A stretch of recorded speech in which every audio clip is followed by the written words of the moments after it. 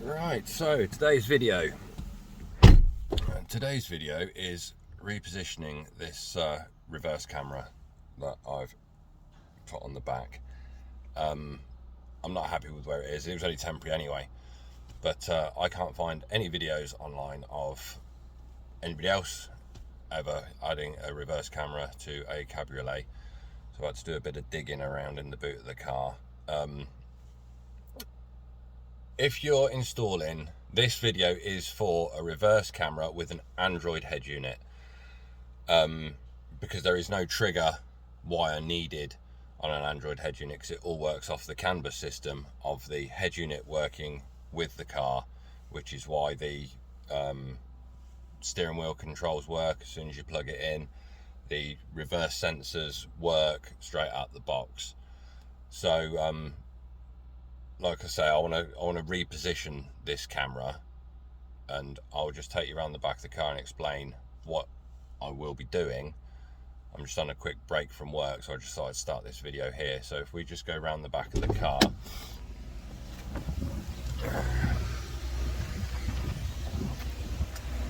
Right, so at the moment I've just popped it here, and I'm going to be moving it under here, and then I need to feed the wires, so I'm going to have to cut a hole in this, and then I need to feed the wires into the boot space. Now on a normal Mark 6, when you open the boot, just lift this up, you could take this plastic off and there'd be a grommet about here, and I'd feed the wire through, which is covered in another video. Obviously this has nothing to do with this because this is a completely different car. So what I have discovered is there's no crash bar in this section. The crash bar sits lower down. So if I drill into there and then go under the car, I can pull the wires through, just lay down here. Let's go under the car, and up in this top corner, just there, that black circle is a rubber grommet. So what I'm intending to do is bring the wires through and then feed them through that grommet. Now that grommet comes out in this corner. It is underneath this plastic, but it is sort of in this section, so I can get to it. And then for the power, we've got the 12-volt socket here, which at present I've just got that set up, but I will be splicing into these wires here so I can plug that socket back in. Not that it'll probably ever get used. So I'm going to start, obviously I've got a few tools in here, by drilling a hole in the center here, which I'm not going to be able to do on camera because I need to hold my phone, I need to hold the drill and keep it all steady. So that's where we're going through the center of there. So I'll get that hole sorted and I'll get back to you.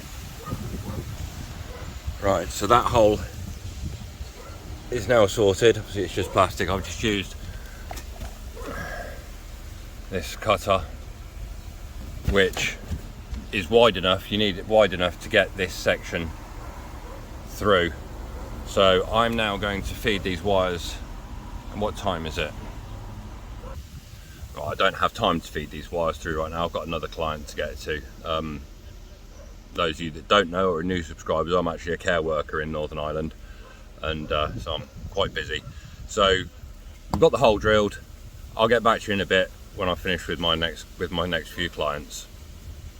Right, so we have the wire, the camera, and the wire for the camera is tucked up under here. It's a bit of a fiddle. You need quite long arms to be able to get up there.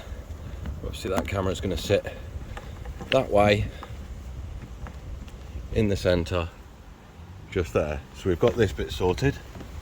Next, we need to get to this grommet, so I'll just empty some of this stuff out the boot. Right, I just realised I don't need to empty anything out the boot because the grommet, let's turn the flash on, that's the grommet there, this bottom one. So we're going to cut a slit in that, feed these wires down through there, and then we can connect them up underneath the car. Yeah, it's that one, not that one.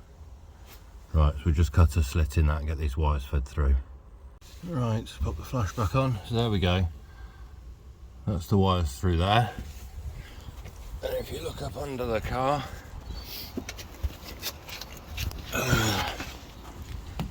got the connections there. I'm going to cover these in electrical tape, and then there's the grommet there. So yeah, it's all reasonably tidy. Yeah, get a bit of electrical tape around those just to stop any moisture getting in, but they're tucked up the way. Whoops, dropped my phone on the floor. Right, so obviously at the moment I've just got my power plugging into this plug that's not plugged in. So what I'm going to do is take these wires off and splice into these two. Obviously your brown is your ground, and the red, was it red and black? Red and black is 12 volt. So I'll just get my bits that I'm going to splice into those with and get that sorted out. It's all pretty simple really. A lot easier than actually doing it on the standard Mark 6. Obviously, as you'll see here, this black wire, this is already fed through. I've fed it through the car. It's coming across the floor here, and I've gone down the passenger side, just because it's easier to get into the head unit from the passenger side than it is from the driver side. Obviously, running the wire, you'd have to go across all the pedals, whereas this side, you can just tuck it up under the shield that covers the cabin filter. So we'll get these wires connected up properly. Just get my bits. Right, so to connect to these wires, I'm using these quick connects. You put it over the wire, and then you feed your other wire into it, squeeze it together, and it makes the connection. Just see if I can rest my phone on something so you can see what I'm doing. I don't know. Yeah, just there will do.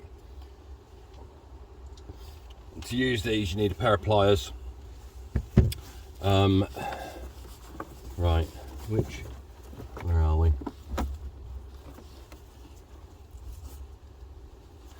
Just trim the end of those down first. One, two. Not a lot of space in here, but there's enough. So we will go power first. See, power is the red one. And these can be quite fiddly to attach. Just squeeze that in there a little bit. Right, let's go. I don't know how much you can see with my arm in the way.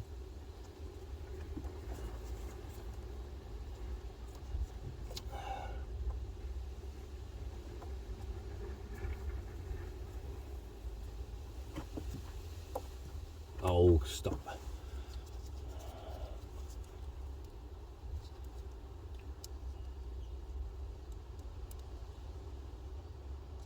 Just squeeze that a little bit there just to get it onto that wire.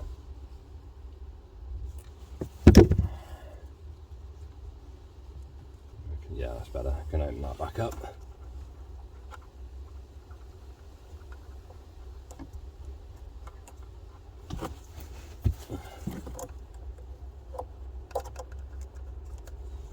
Squeeze that on and shut it.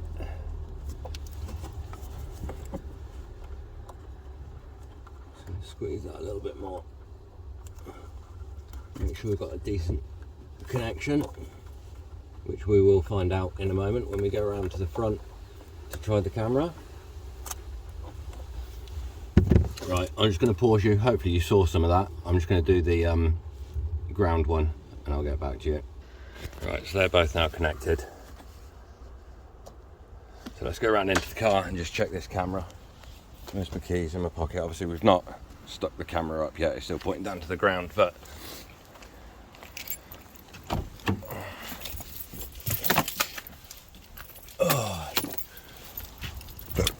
Right.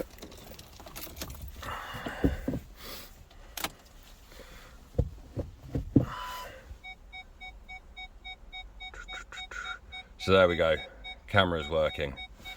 We just need to install it. Obviously you can see there, parking sensors are still working as well. So I've got both the camera and the parking sensors. So just come back round the back. I'll just tidy this up and get everything back in the boot, get that plug back in, and speak to you in a moment. So yeah, that's all tidy in the back. So yeah, the wire is running through, I'll turn you round. The wire is running down, pulled the back seat forwards. It's coming down along that side, underneath all the plastic, down along here, up. You see the wire. I need to tuck it in a bit more. Up here, and then in behind the head unit, and connected up to the reverse camera. So yeah, hopefully you find this interesting. It's pretty easy to do, to be honest. You need a long arm to get up the back to reach to the wire. But yeah, a lot easier than I expected. A lot easier than it was on my other Mark 6, because you had to get around the crash bar with a wire and stuff like that. But I do need to get some screws to height, but that's not even reverse. Reverse. There we go, reverse camera working. Strange angle it's at, might have dropped down. I need to get some screws in it. But yeah, all working. So like, share, subscribe, OBD11 if you get me to 1,000 subscribers by the 31st of October 2022. See you in the next one.